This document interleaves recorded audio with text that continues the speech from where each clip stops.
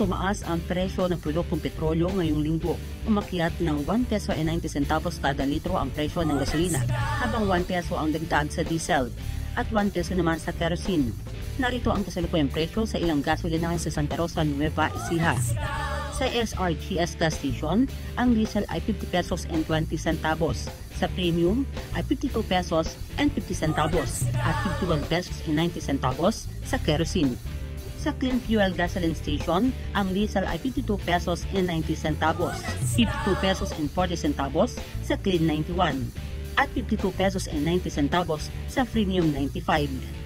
Sa Uno Fuel Gasoline Station, ang diesel plus ay 51 pesos and 40 centavos, 52 pesos and 70 centavos sa Maxi Green, at 53 pesos and 10 centavos sa Maxi Power. Samantala, inanunsyo ng Land Transportation Office o ng LTO sa Cabanatuan City na maaari nang kunin sa kanilang opisina ang mga permanenteng plaka ng mga motorsiklong na irehistro sa rehiyon simula taong 2014 hanggang 2017. Kinakailangan lamang dalhin ang resibo bilang patunay. Ang mga motorista na iparehistro na ang kanilang motorsiklo bago mag 2014 hanggang 2017 ang mabibigyan lamang ng permanenteng plaka ngayong taon. Para makapag-claim, dapat bitbit ng may-ari ang kanilang valid IDs, Certificate of Registration at Official Receipt. Kung kinatawa naman umano ang kukuha ay dapat magdala ng authorization letter at valid ID. Deed of sale naman ang kailangang dalhin kung hindi pa nailipat sa pangalan ng bumili ang motorsiklo.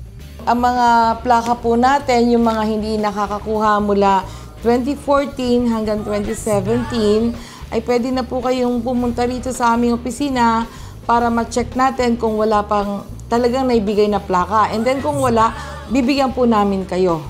Within Region 3 po yung file pa.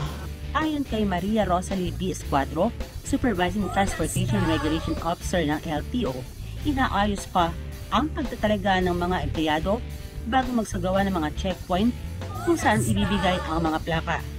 Nilinaw rin nilang hindi in-impound ang mga sasakyan na wala pang plaka, kundi inaabisuhan lamang ang mga driver na maaari na nilang kunin ang kanilang mga plaka.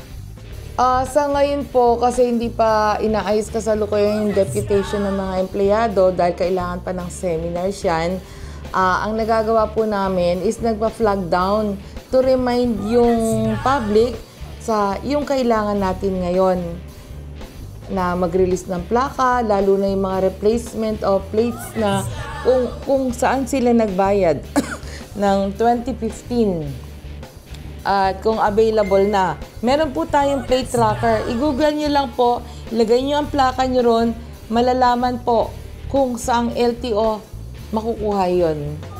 Kasama si Jeff Gonzalez at Smart Secretary 3, Elsa Navallo, para sa Balitang Unang Sigaw.